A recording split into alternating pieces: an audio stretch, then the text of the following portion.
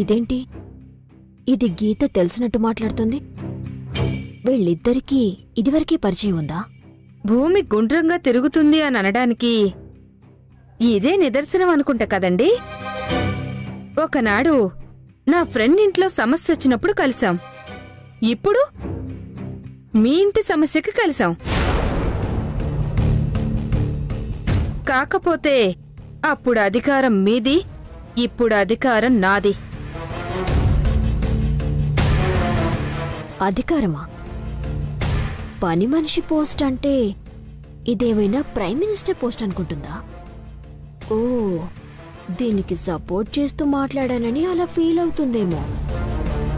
నేను పని మనిషిని కాదు, చైల్డ్ వెల్ఫేర్ అసోసియేషన్ నుండి వచ్చాను అని ప్రియకి చెప్పటానికి ట్రై చేస్తున్నారు కదా.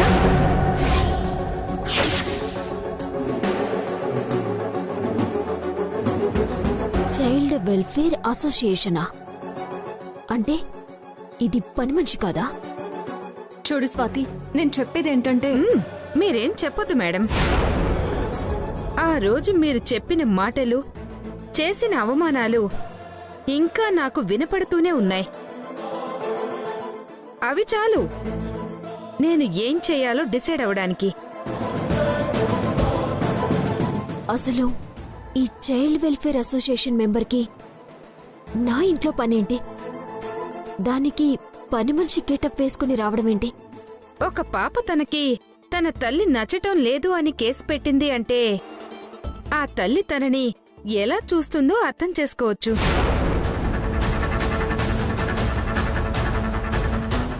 కానీ నిజానిజాలు చూసి నిర్ధారించటానికి కోర్టు పంపిస్తే నేనిక్కడికొచ్చాను.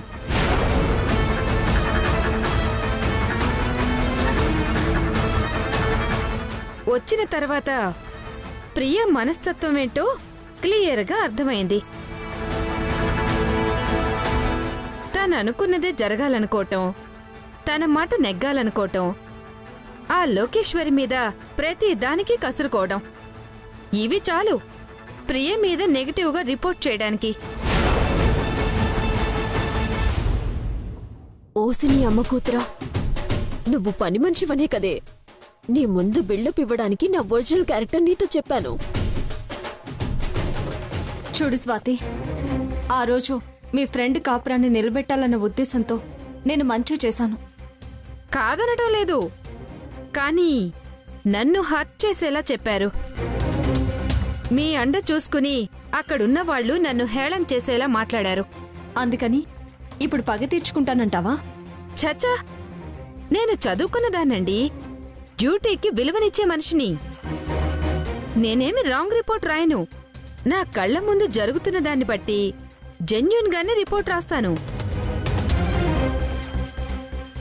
కాకపోతే మీ వల్ల నాకు జరిగిన అవమానాలు కూడా దృష్టిలో ఉంచుకుని రిపోర్ట్ రాస్తాను అని చెప్తున్నాను.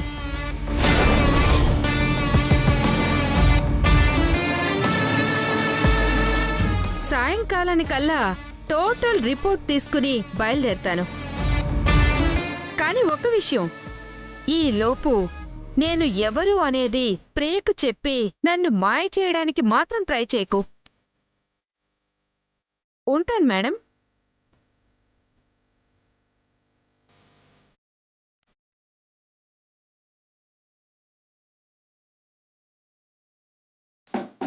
ఓరి నాయనో, అసలే కోర్టు పెట్టిన కండిషన్తో మాటి మాటికి ఫోన్ తీసి లాయర్ గారు అంటూ నా కూతురు నన్ను ఆడేసుకుంటుంది.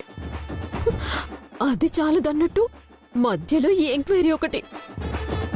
ఇప్పుడు ఏం చేయాలి?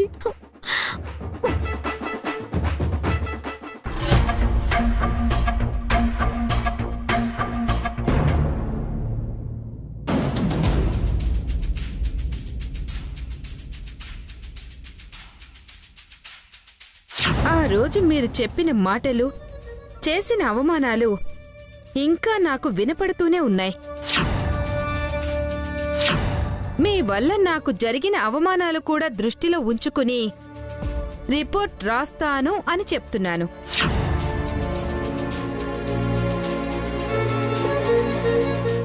ఏంటే మళ్ళీ అదే టెన్షనా? అవునండి, ఇందాక అమ్మాయి నాతో మాట్లాడింది. గతంలో మా ఇద్దరి మధ్య జరిగిన గొడవని ఈ డ్రెస్ లూజ్ చేసి కుట్టిస్తానే. మరి మాసిన బట్టలు? సిచ్యువేషన్ దొరికింది కదా అని ఆడేసుకుంటుంది. మాసిపోయిన బట్టలా తెచ్చి ఉతికేస్తాను. హా? ఆ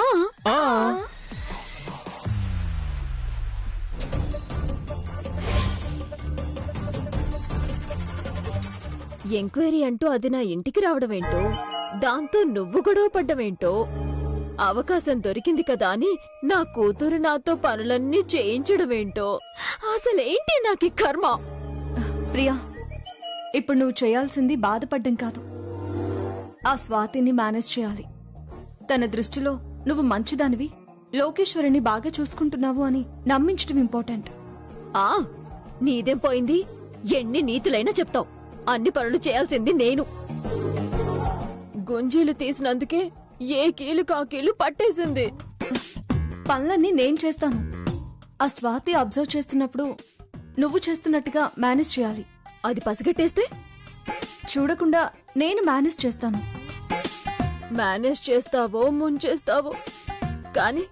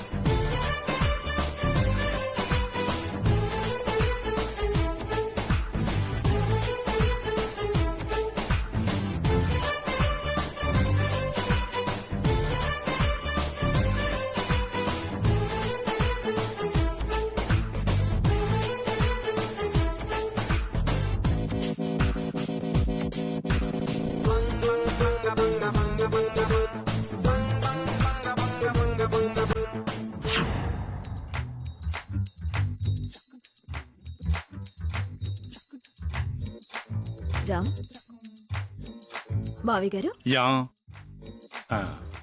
శివ తాగండి.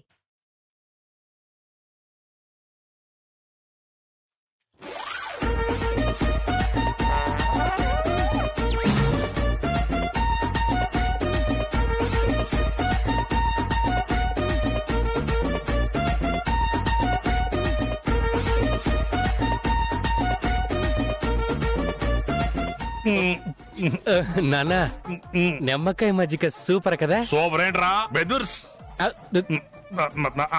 అదే అదుర్స్ అదుర్స్. ఎరా రామ్, అసలు ప్రియలాగా ఎవరు మజ్జిగ చేయలేరు కదా.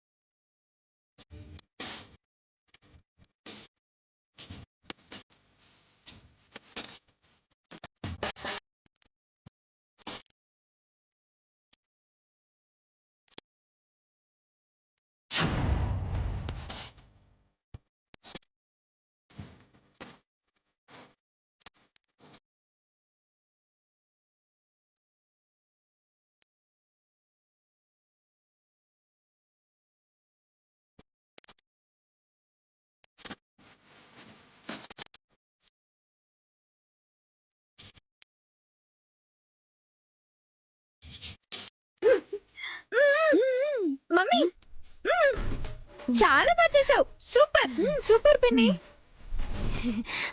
తిను. పప్పు నీకిష్టమని చేశాను.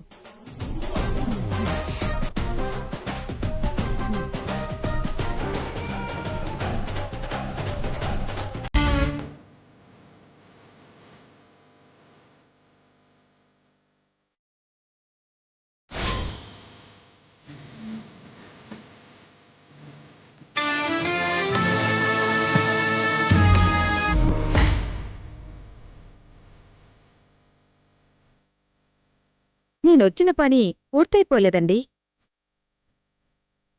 లోకేశ్వర్ని ప్రియ ఎంత ప్రేమగా చాలా చూసుకుంటుందో. ప్రేమగా చూసుకుంటుంది కదా, మీరు చూశారు కదా. ఆ నేను చూస్తున్నానని ఎక్కడికక్కడ అందరూ బాగా ప్లాన్ చేశారు కదా.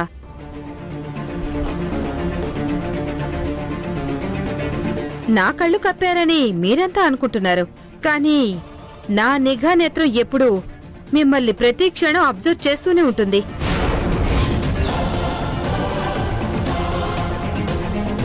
కోర్టుకి నేను సబ్మిట్ చేసేటప్పుడు పేపర్ రూపంలో కాదు, వీడియో రూపంలో ఉంటుంది.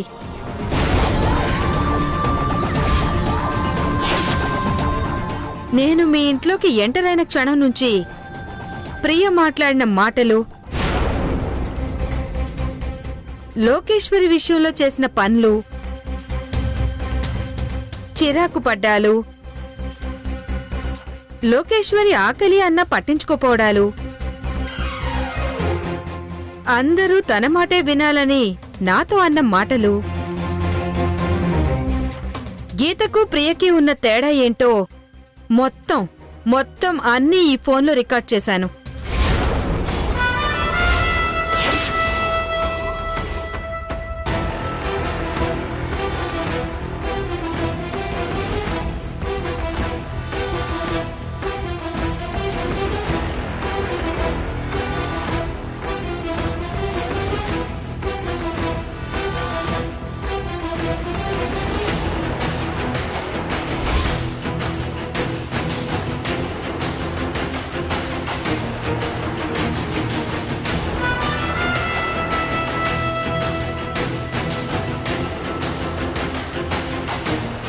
స్వాతి, ఏంటి ఇప్పుడు నువ్వు చూసిందంతా అబద్ధం?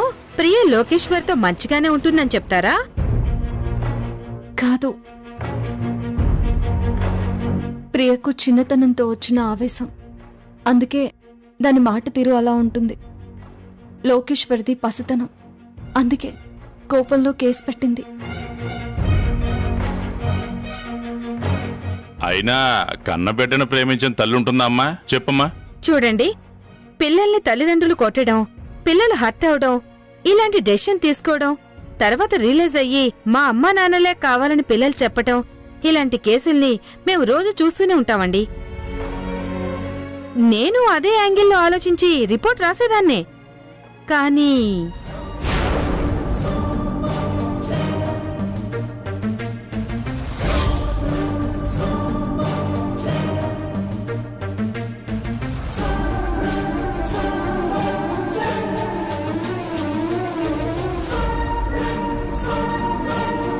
కానీ ఏంటండి?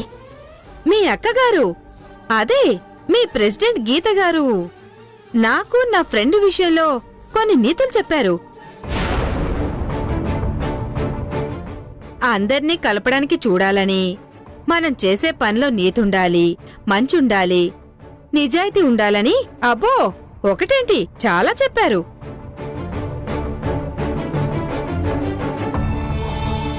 అప్పుడెప్పుడో జరిగిన విషయం ఇప్పటికీ గుర్తుందంటే ఆవిడ మాట్లాడిన మాటలు నా మనసులో ఎంత బలంగా నాటుకుపోయాయో మీరు అర్థం చేసుకోవచ్చు. కాబట్టి నేను ఆలోచించగలను, స్ట్రైట్ గానే వెళ్తాను, ఉన్నది ఉన్నట్టుగానే రిపోర్ట్ రాస్తాను.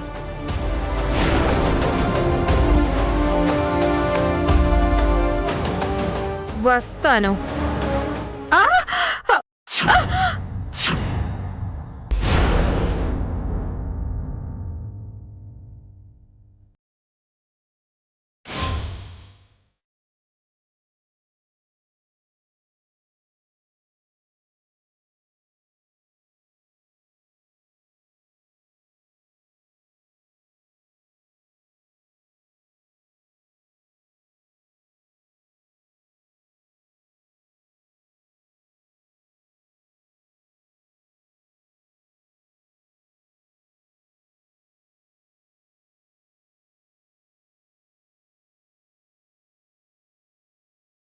ఆ ఫోన్ని వదిలేసి చావచ్చు కదా ఇది.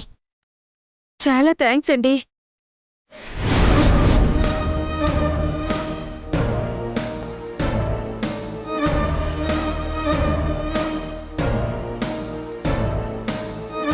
ఏంటి మింగేలా చూస్తున్నావు? నేను మింగుదాం అనుకున్నా మీరు మింగుడు పడే రకం కాదు కదా. అబ్బో, ఎప్పుడు లేంది మాట తీరి రోజు కొత్తగా ఉంది. కొత్త కొత్త విషయాలు తెలుస్తున్నప్పుడు ఆ మాత్రం మార్పులుంటాయి కదా. సర్లే గాని నువ్వు ఏదైనా అడగాలనుకుంటే స్ట్రైట్గా అడుగు. నాకు ఈ డొంక తిరుగుడు అస్సలు నచ్చదు. ఆహా, అందుకేనా మొన్న గీతకి రామ్కి పెళ్లి చేసినప్పుడు వాళ్ళకేదో సర్ప్రైజ్ గిఫ్ట్ ఇస్తాను అని ఏంటి అని అందరూ అడుగుతుంటే డొంక తిరుగుడుగా చెప్పింది? నేనేం డొంక తిరుగుడుగా చెప్పలేదు. ఆ గిఫ్ట్ ఫోటోని ముక్కలుగా చేసి ఒక్కొక్కటి ఒక్కొక్క చోట పెట్టి ఫైనల్ గా అది ఎవరూ తీసుకోకుండా చేశారు కదా. నేను చేయడం ఏంటి, మీరే పట్టుకోలేకపోయారు. అవునా? నేను పెద్దగా పట్టించుకోకపోవడం వల్ల పట్టుకోలేకపోయాను. లేదంటే అప్పుడే గట్టిగా పట్టుకొని ఉండేదాన్ని. ఇంతకీ ఆ ఫోటోలో ఉన్నది ఎవరు? అప్పుడు చెప్పాగా, మా వదిన చిన్నప్పుడు ఫోటో అని. అయినా ఎప్పుడు అయిపోయింది దాని గురించి ఇప్పుడు ఈ డిస్కషన్ ఏంటి? అయిపోయిందని మీరనుకుంటున్నారు గాని అప్పుడు మిస్ అయిన ఫోటో బ్యాలెన్స్ ఇప్పుడు నాకు దొరికింది.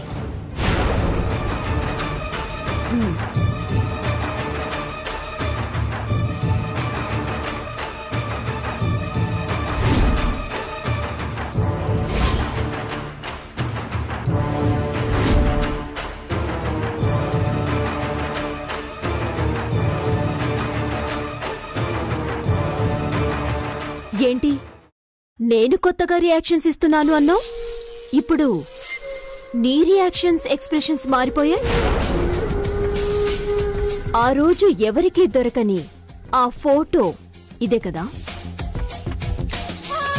ఆ ఫోటో మన లోకేశ్వర్దే కదా? నేను ఇటు మాట్లాడుతుంటే నువ్వు అటు చూస్తున్నావేంటి? అసలు లోకేశ్వరిని గీతకి గిఫ్ట్గా ఇవ్వడమేంటి? ఈ ఫోటోలో ఉన్నది లోకేశ్వరే కానీ నేనప్పుడు పెట్టిన ఫోటో మా వదిందే. కాదు. అవును.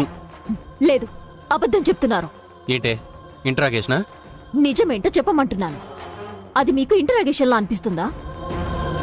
నేను చెప్పిందే నిజం. అదే నిజమైతే ఈ ఫోటో ఏంటి? ఆ ఫోటో ముక్కలాగే ఈ ఫోటో కూడా ఎందుకు కట్ చేసుంది? అంటే ఖచ్చితంగా అది లోకేశ్వరి ఫోటోనే. అయినా నా కూతుర్ని గీతకి గిఫ్ట్గా ఇవ్వడం ఏంటి? అంటే దీని వెనక అసలు ఉద్దేశం ఏదో ఉంది. అదేంటో చెప్పు శివ. ఇదేవి రాజకోట రహస్యం సినిమా కాదు. ఏదో పెద్ద రహస్యం ఉంది, అది నేను బయట పెట్టకుండా చివరి వరకు దాచిపెట్టాలని చూడ్డానికి. అది మా వదిన చిన్నప్పుడు ఫోటో. తన పెళ్లి రోజుకి జ్ఞాపకార్థంగా తన గిఫ్ట్కి ఇవ్వాలని అనుకున్నాను. దానికోసమే ప్రింట్అవుట్ కూడా రెడీ చేయించాను. అదప్పుడు రాకపోయేసరికి ఆ ఫోటో పజిల్ పెట్టాను, అంతే. నమ్మితే నమ్ము, లేకపోతే లేదు.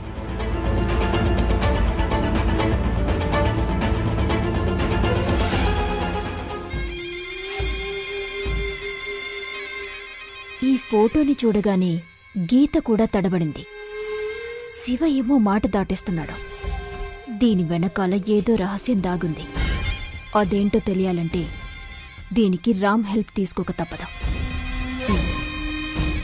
అవును,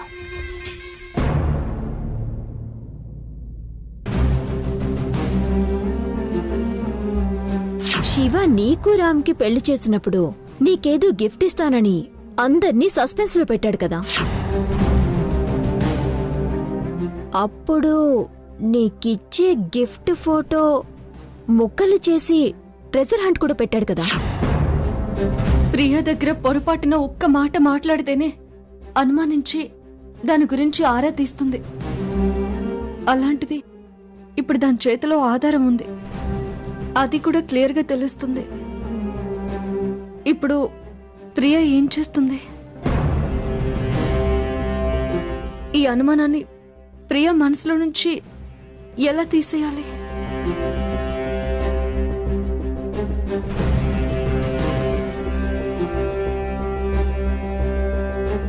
వదినా ఏంటి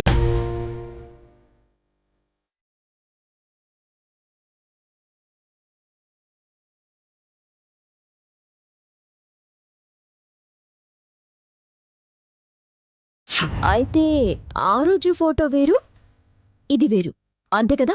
ఆ, అంతే కదా ప్రియా. శివ గిఫ్ట్గా లోకేశ్వరి. అయ్యో ఏంటి నువ్వు?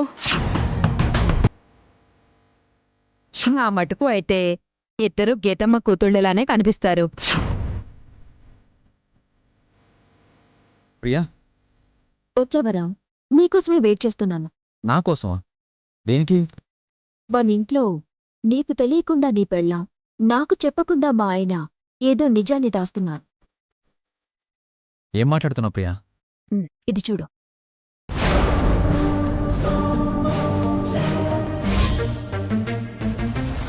ఇది ఇది లోకేశ్వర్ ఫోటో కదా? ఎవరిలా కట్ చేశారు? అసలు ఈ ఫోటో ఎక్కడిదో నీకు గుర్తొచ్చిందరా? ఏం లేదురా, ఒక కార్డ్ని 6 ముక్కలు చేసి మన ఇంట్లో రకరకాల ప్లేసుల్లో పెట్టాను.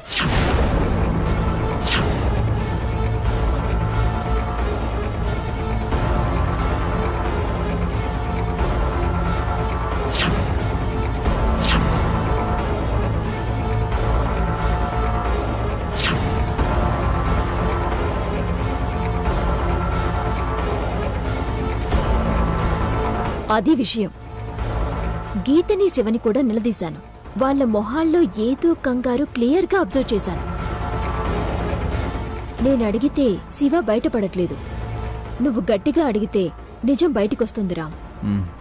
శివగాడేడి? బయటికి వెళ్ళాడు. సరే రాని.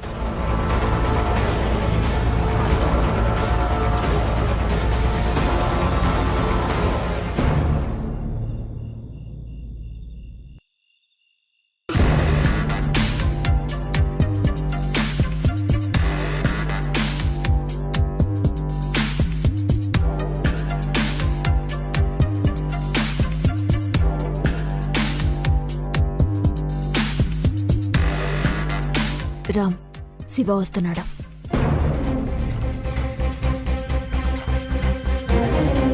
రై శివ, ఏంట్రా? నీతో కొంచెం మాట్లాడాలి. దేని గురించి? దీని గురించి.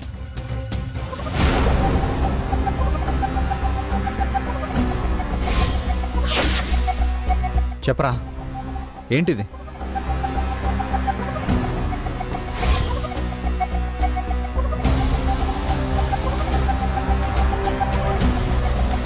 ఏంట్రా, ఏమైంది?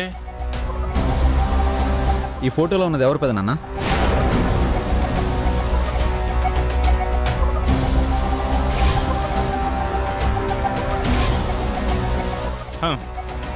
మన లోకేశ్వర ఫోటో కదరా? అవును, తల మాత్రమే ఉంది, మిగతా ఫోటోని ఎవరో కట్ చేశారు.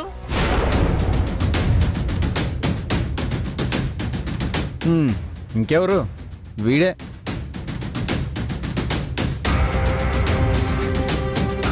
మొన్న మాకిద్దరికి పెళ్ళని చెప్పి మాకు మర్చిపోలేని గిఫ్ట్ ఇస్తానని చెప్పాడు కదా పెదనాన్న.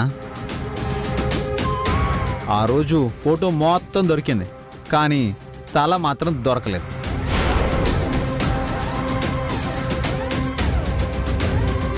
అది ఈరోజు నాకు దొరికింది.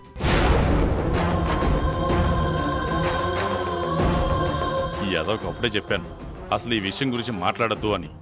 నా మాట వినకుండా నిజం బయట పెట్టాలని ఈ బోడి ప్లాన్ వేశాడు. ఇప్పుడు కొంప మునిగేలా ఉంది. ఆ రోజు నేను దాచిపెట్టిన ఫోటో ముక్కలన్నీ కలిపితే నేను రామ్ వాళ్ళకి గిఫ్ట్ ఇవ్వాలనుకునే గిఫ్ట్ ఏంటో మీకే తెలుస్తుంది అని అన్నారు. అంటే లోకేశ్వరిని గీతకి గిఫ్ట్గా ఇవ్వాలనుకున్నారా?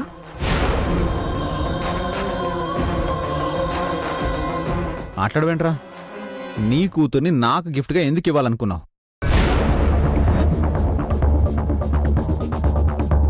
అసలు నువ్వు ఏం చెప్పాలనుకున్నావు? నీ ఉద్దేశం ఏంటి?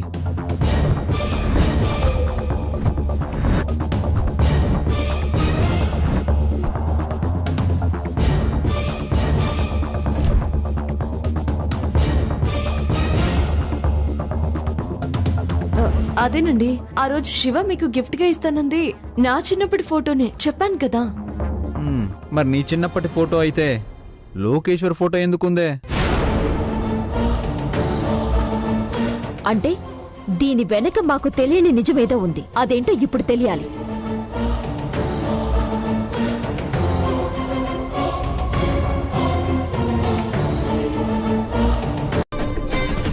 సన్నగా ఉంటేనే స్లిమ్ గా ఉంటేనే భవిష్యత్తు ఉంటుందా?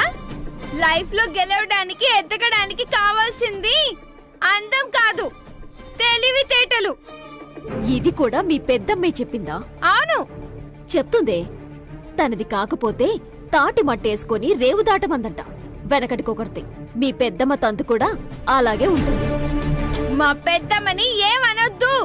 మీ పెద్దమ్మనొక్క మాట అంటే అంత కోపం వస్తుందే నీకు? కాని అది నీకు పెద్దమ్మ కాకముందే నాకు తెలుసు. ఇప్పుడు లావుగా ఉన్నా పర్వాలేదు, ఆరోగ్యంగా ఉండటం ముఖ్యమని చెప్తుంది. కాని ఒక వయసొచ్చాక ఈలావే నీకు శాపమవుతుంది. దానికి మీ పెద్దమ్మ జీవితమే గొప్ప ఉదాహరణ. కావాలంటే వెళ్ళి కనుక్కో. అది లావుగా ఉండటం వల్లే అసలు మీ పెద్దమ్మకి పెళ్ళే కాదు అనుకున్నారు ఊరంతా. నువ్వు ఇలాగే ఉంటే రేపు నీకు కూడా ఇలాంటి పరిస్థితే వస్తుంది. ప్రియా,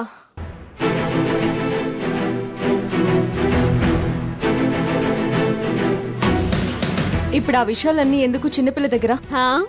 నువ్వు హితబోధ చేసావంట కదా, లావుగా ఉన్న ఏమీ కాదు, జీవితంలో గెలవాలి అంటే అందం కాదు తెలివితేటలు ఉండాలి అని. అబద్ధం అయితే చెప్పడం లేదు కదా.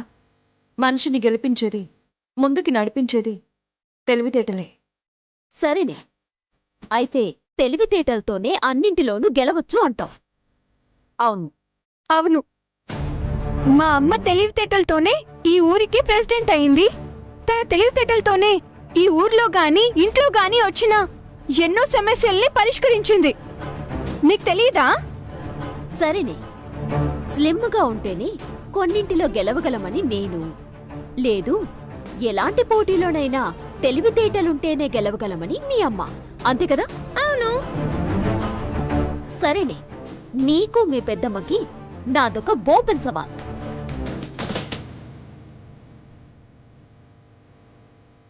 ఇదిగో చూడు.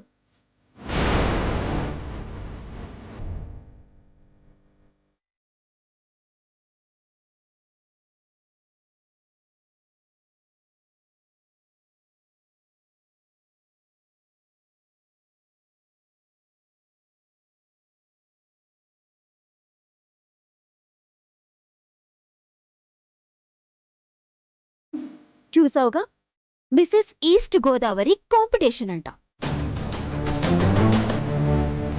అందులో ఇద్దరు పోటీ చేద్దాం. అక్కడ నువ్వు గెలిస్తే అందం కాదు స్లిమ్ కాదు తెలివితేటలే ముఖ్యమని నేను ఒప్పుకుంటాను. లేదు, నేను గెలిస్తే లోకేశ్వరి విషయంలో నేను చేసిందే కరెక్ట్ అని నువ్వు ఒప్పుకుంటావా?